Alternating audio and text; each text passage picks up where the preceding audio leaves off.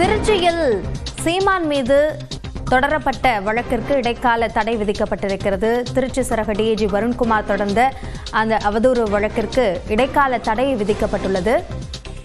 திருச்சியில் விசாரிக்கப்படும் வழக்கிற்கு தடை கோரி உயர்நீதிமன்ற மதுரை கிளையை சீமான் நாடியிருந்த நிலையில் இந்த உத்தரவு பிறப்பிக்கப்பட்டிருக்கிறது. இது தொடர்பான கூடுதல் விவரங்களை நம்முடைய செய்தியாளர் ரகுவரனிடம் கேட்கலாம். ரகுவரன், விவரங்களை பதிவு செய்யுங்கள்.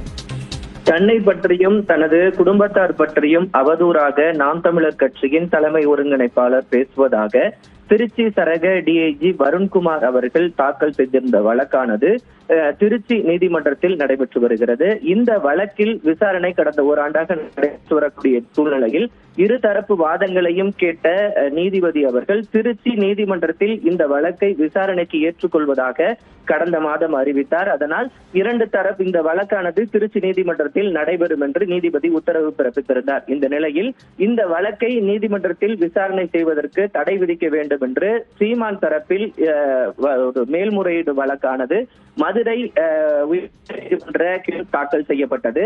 அதில் இந்த வழக்கை விசாரிக்க உகந்தது அல்ல, தங்கள் எந்த ஒரு அவதூறும் நாங்கள் பிள்ளை என்று சீமான் தரப்பு வழக்கறிஞர் தரப்பில் தாக்கல் செய்யப்பட்டது. அவர்கள் தரப்பில் வாதம் முன்வைக்கப்பட்டது. இந்த நிலையில் இந்த வாதத்தை ஏற்றுக்கொண்ட நீதிபதி அவர்கள் இந்த வழக்கை விசாரித்து தடை விதிப்பதாக தற்போது உத்தரவு பிறப்பித்திருக்கிறார். அது மட்டும் இல்லாமல் வரும் அடுத்த மாதம் 4ஆம் தேதிக்கு இந்த வழக்கை தற்போது ஒத்தி வைத்திருக்கிறார். விவரங்களுக்கு நன்றி ரகுவரன்.